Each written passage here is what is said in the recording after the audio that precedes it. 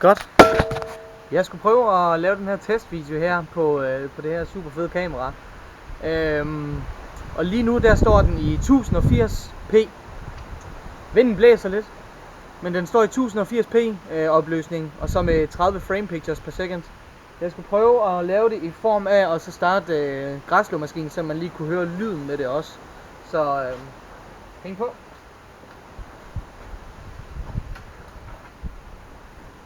Jeg tager dig lige med her.